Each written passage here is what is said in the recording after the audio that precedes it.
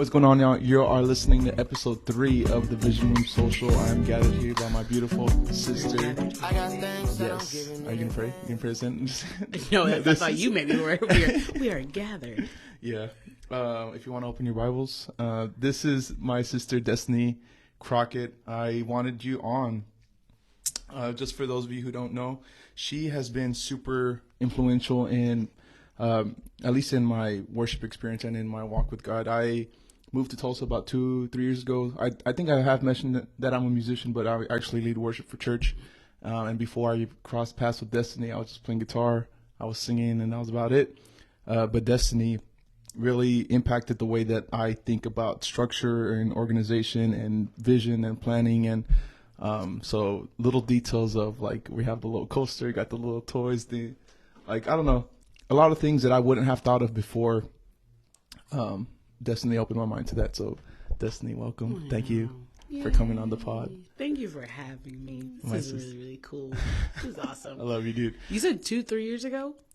I moved. Yeah. That's so December wild. would be 3 years ago. That's a lot has happened. A lot has happened. Short period. 1,000%. Intro. First question I ask everybody is, if you were to concisely, explain what you do to a stranger who has no idea who you are, how would you explain that? Okay.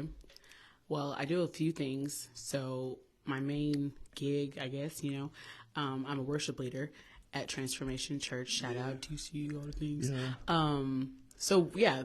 To put that concisely is I show people how to have a real relationship with God, whatever that looks like for you, in your house, in your car, your school, at your gym.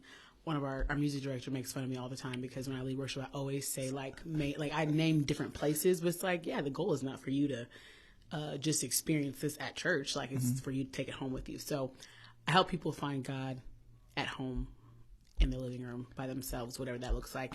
Also, me and my husband, my brother, I work for them, I guess. I'm an intern / admin / store manager / all the things for Town Apparel. You want to shout them out? Yeah, Town Apparel. Yeah, absolutely. Go shop Town Apparel.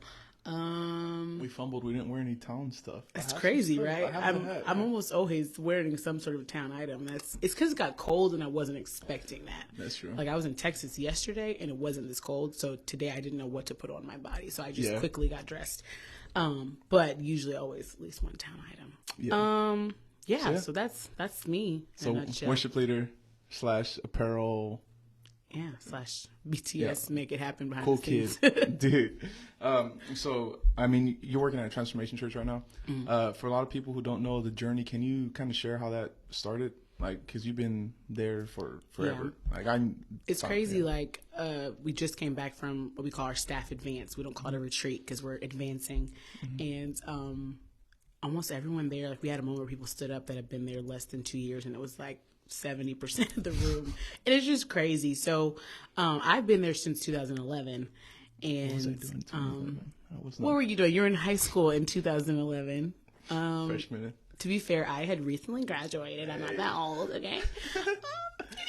Anyway. No, 2011, I started going there. And it's funny because my brother graduated in 2011 and my mom moved out of the state as soon as he graduated. And it was my first time ever being you get to pick where you go to church. I'm a church kid, grew up in that. So that was a big deal for me. You get to pick where you want to go. And I was like, cool. Well, everyone I know goes to what was at the time Greenwood Christian Center. My sister went there. This is 20... It's 2011. Okay. Yeah, so a bunch of my friends went there. Pastor Mike, the Todds, I know they're, my family, they all went there. And I was like, yeah, so I don't want to go there. I was feeling very rebellious. Let me find my own church. My first week of having freedom to choose, I was I'll just go visit there and just kind of see what's up. Yeah. And literally I got there and it was this is where you're supposed to be. I was dang it, I should have church hopped a little bit. Going on a few more 11 places. years now? Yeah, wow. It's crazy. So I was just, there serving as a volunteer, and I always tell people I just served my way into a job. I never had any intention of doing full-time ministry. I grew up around that. It just wasn't something in my heart that I had a desire for, but God knew how to get me there by just having me say small yeses to things until I got to doing what I'm doing now. 2011 started that out. 2015, I started helping out more like behind the scenes because Pastor Mike became the lead pastor, and I just knew like, hey, he needs someone that can help him with what you were saying, that organization structure, all that behind the scenes stuff with worship. Then 2016, I came on part-time. And still had no intention of ever, like, it was like, cool, I'll just keep doing this. See, I was in college behind the scenes. Okay, there we go. And then 2 years later, God literally told me the job I was at, I've been there for 7 years, and he was like, it's time to leave that job and go to the church. And no one had offered me a job. It wasn't like someone had said, like, come work here. It was literally like, God told me. I went to one of our pastors, and they were like, okay, let's just like I work here now. I'm the captain now. They're like literally like, okay, well, let's pray. I don't know what to even do with that. Yeah. And so a few months went by, and they reached out again. It was like, okay, we're gonna have you come on. So that's kind of how we are now, and it's crazy now because at the time it was just me and my homie Armand holding it down. Shout out. As the only worship staff members at the time, and now we have an awesome team. What were you doing before? You worked at the church? So I used to work at a nonprofit called Community Action Projects. It's a Head Start school for low income families in like the Tulsa area, and it was like the most fulfilling, coolest job. Like I still have the highest respect for everyone at CAP. Yeah. But yeah, it's like basically kids in lower income neighborhoods and stuff like that. They're not expected to do as well throughout school for different reasons, but they realize the link between early childhood education, getting them started out early with learning to love school and getting some of these skills. These kids started doing way better all throughout, not just elementary, but high school. And so we got to just be a part of like breaking that cycle of poverty and lack of education, and they help the whole family, like from the kids to the parents, helping them with resources if they needed, financial stuff, helping parents go back to school for certain degrees, and it's just like it changes the whole family. So I love CAP. I was there for I guess it's like 7 years, and it was really really great. Went from like serving people to serving people in a different way. That's kind of crazy. I never really thought about it like that, but truly, because that was definitely a serving job. Like you don't even realize. Definitely a big faith step. So for people listening, I mean, your transition was like a voice of God kind of pulling you. But would you give it any advice for like maybe someone that's in that in between of like you had the job at CAP and maybe leading, like you felt the pulling towards where you felt God calling you, like some practicals of how that looked like? Yeah, that's a really dope question. So I can give with that same scenario like two different situations. First, in 2016, I just got married, or no, 2015. I just got married, and literally me and my husband were on our way back to Tulsa from our honeymoon, and I audibly felt like I heard the voice of God say, when you get back, go tell Pastor whatever he needs help with, you'll do. So sometimes you'll get instructions like that. It was very like, boom, like I felt like literally like I heard very clearly. And so when I went back, it turned out like he, needed help with all these things I didn't even know at the time, but he told me to ask, and I asked, and it worked out. But in 2018, it wasn't that clear. It was very much like me and my husband were in the parking lot of Walmart in Sand Springs, and I was sitting there crying because I told him, I was like, I feel like I'm supposed to leave my job and I don't want to. And it was very muddy. Like it very much was like, because like I said, no one offered, like no one was saying like, hey, come work, we need you to whatever. Like I was good with part-time, just kind of helping out wherever. And so literally like in tears telling him like, this is what I've been feeling. And, if you know my husband at all, he's very much like a straight shooter, directly to the point. And he told me, he was like, honestly, God told me this a while ago, but I wasn't supposed to tell you.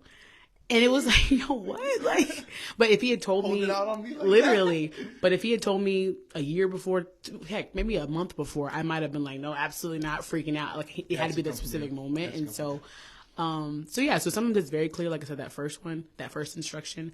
The second one for me, it was very much like, this is a ooh kind of thing, whatever. But what I've learned is that God honors your faith. And if your faith is not for you to be seen, if it's not for you to do something so that people can say how great you are, if your faith is truly like, this doesn't make sense, but I believe is what God is saying to do, even if it's quote unquote the wrong move, God honors that and realigns you. And it says in the word, like his purpose will prevail. So his plan is going to happen.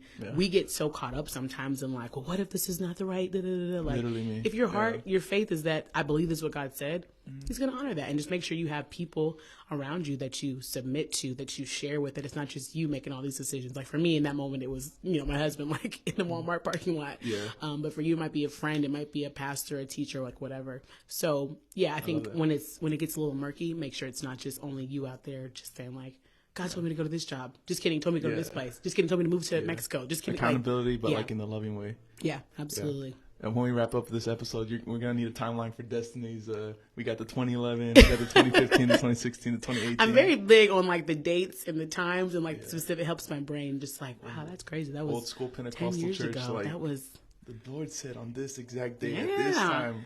Yeah, I got some voice memos of those. It's real. That stuff that's crazy sometimes. Because you look back, like in 15 years, I'll be like, man, do you believe like 2022? Me and Jacob were sitting doing this 3rd episode of this podcast, and now it's like literally the most listened to thing around the world. Like, I want to remember that. So I'm just saying. I'm just saying. What's the date? November 11th, 2022. That's easy. 11/11/22. Oh yeah. Wow.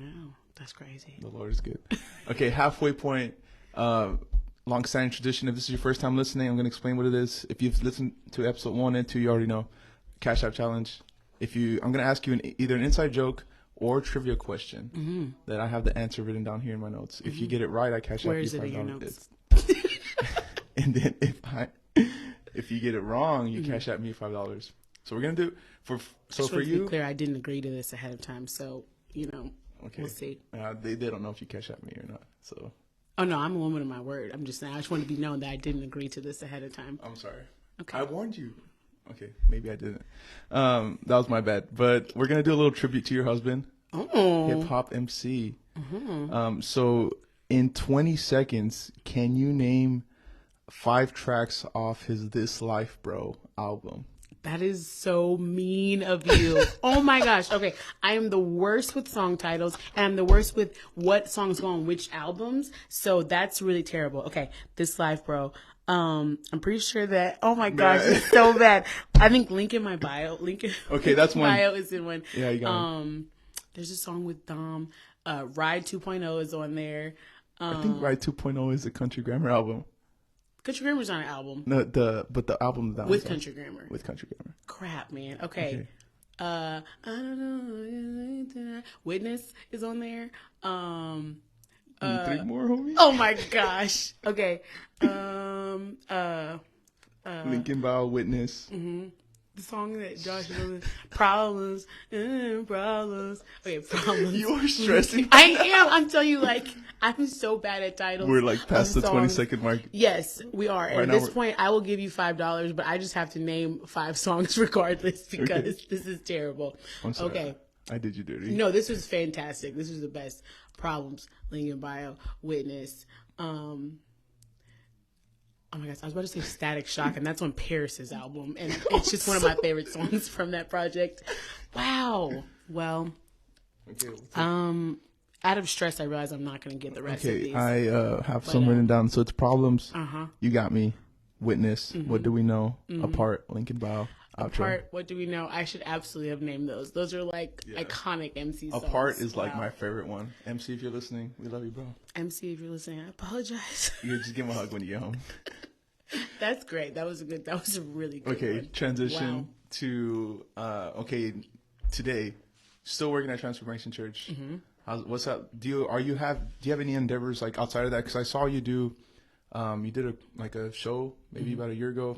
Destiny Joy. This is like your artist name. Can you maybe talk about? Yes, there's Destiny Crockett and Destiny Joy. Oh, what's the difference? And they're the same person. No, it's not a Beyonce Sasha Fierce thing.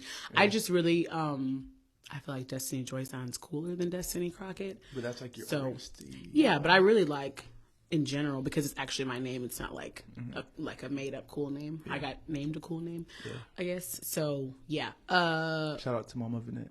You know, ironically enough, she did not name me. Oh, no way. My life is a funny story in the fact that my mom, she heard, once again, this is funny, but heard from God really clearly that she was going to have a son.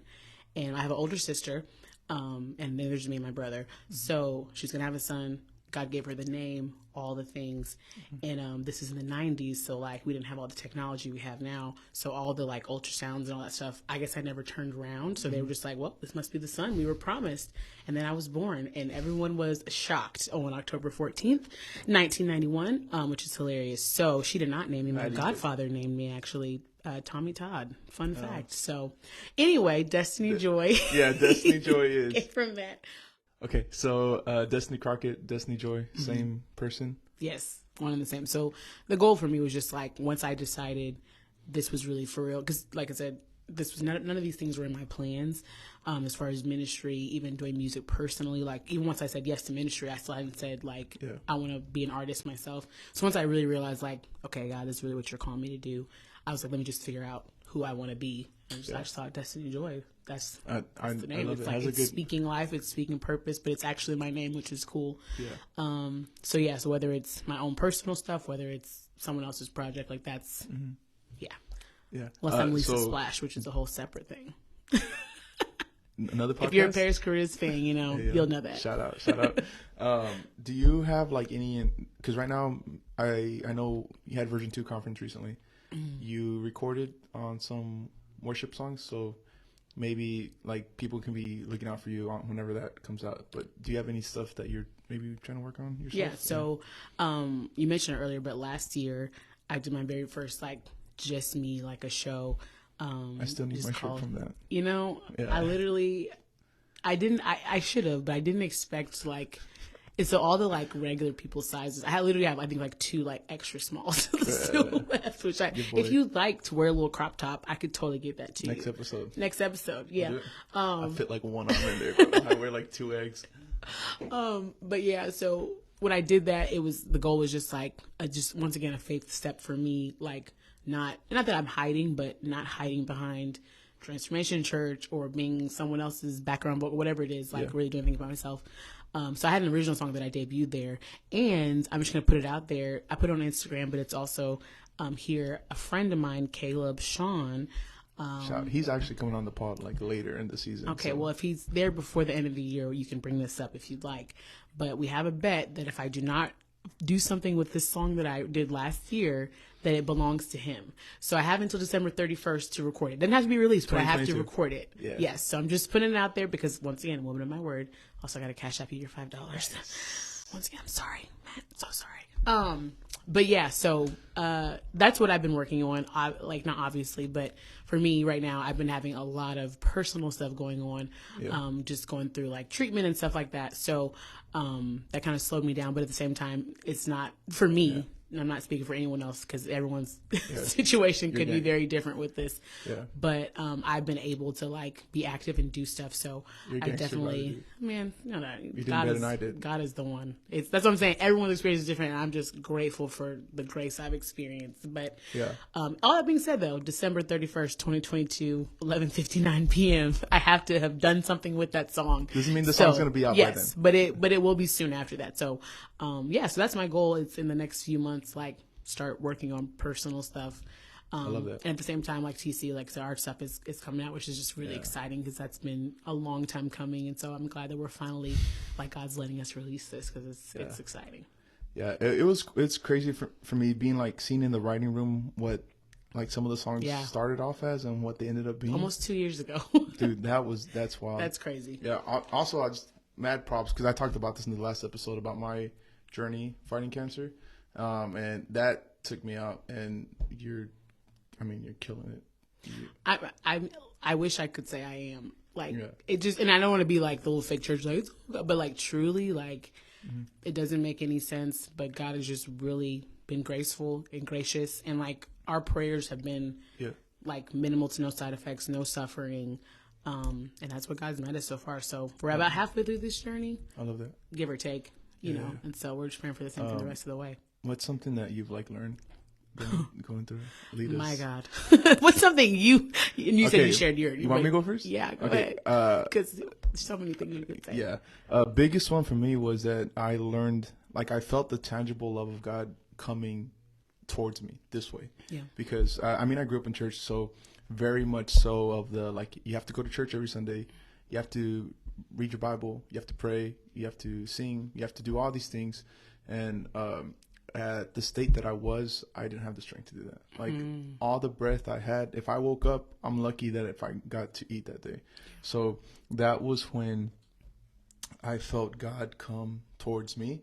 And for some of you who don't know, my mom, my dad, and my sister, they all live in Texas, like about 12 hours away from Tulsa. So they were flying back and forth, but they all like emulated a specific character of God for me in that moment. Because like my mom was in the trenches. She was a lot of times in the treatment room with me, making my food, making sure that my medicine was like up to date and everything. And my dad was very much just like a calming presence, taking care of the finances, just like a covering.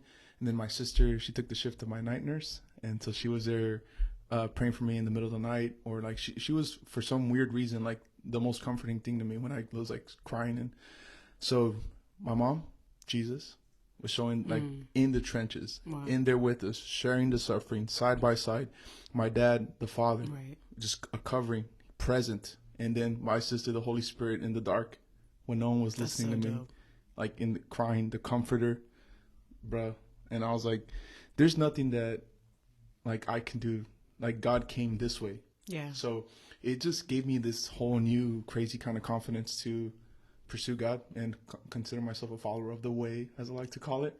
Because like there wasn't, like I was in a once in a lifetime like situation that I couldn't pursue God, and he pursued me. So I'm like, bro, if I feel good now, I'm running, I'm going. So hence the podcast, hence some music that I sent you that maybe you may or may not be working on, but it's just stuff that I've had in my heart. I'm just like not afraid to pursue it anymore, because you get a tangible representation of how short life is. So That's stop right there. That's incredible. One thing heard from other people that have gone through this, hearing it again from you right now is crazy, but everyone has said feeling the love of God. Like, and it's so weird that because it's like life, and it would make sense to feel not loved, or to feel forsaken, to feel why, especially like you're younger, like all these things, like it doesn't make sense. So it's ironic, but not ironic, that so many of us, that is the story. But I would say the same thing. Like, I very tangibly like have felt God's love in so many ways, through my community showing up, through just literal, just like I could just feel it, like in a way I hadn't felt before. And even there's a someone at my church or on our staff at church actually, that came to me really early on, and he was like, hey, I just want to get a group of people together. Like, you can pick who the people are, but we want to get together and pray for you once a week on Tuesdays. Like, not like where you have to be there or call in, like, but we're just going to do this on our own. And if you can just give me someone that can like give us updates of what we should be praying for. And I remember like I just started crying when he said that, and I couldn't figure out why at first. And then I realized it was like, because going through this, you feel like so much of the heavy lifting is on you. Like, and sometimes the best you can do is just get up, like go to this appointment, like answer a phone, like literally the amount of phone calls you get from different centers and treatments and all this. It's just like, Lord, like it's overwhelming. Like, it's just like for them to say, I want to take the burden of kind of your faith today off of you on this day. It was just like, and that just felt like love. It felt like a hug. So I think, the same thing. Feeling the love of God is a very, very common theme through me and other people that I know that are survivors or are going through this. And the other thing is just learning what it truly means for God to be good, like God to be a sovereign God. Like we sometimes don't see. Well, a good example would be the scripture, like it was a song we sing a lot of times, like I'm going to see a victory, like God took what the enemy meant for evil and he turned it for my good. But something that someone brought to my attention really is that the scripture, it says you intended it for my evil, but God intended it for good. So God didn't actually turn it. From the beginning, it was intended for our good. And it's hard to like rationalize that, because how could cancer be intended for my good? That doesn't make any sense. But I'm fighting for my life right now. But you've seen it. I'm seeing it, like what the enemy intended for evil, intended to take us out, intended to turn us away from God, intended to break us up from community. He thought like, and God actually at the same time, he didn't have to turn it. He intended it for good. He intended it for you to see your family in a different way. He intended it for us to feel his love in a different way. He intended for like my marriage to grow. Like he intended all these things. Like, and I would have never thought that this time last year. Like I just never expected this. And so, I could go on and on, but those are the top things I've learned in this process. I love that.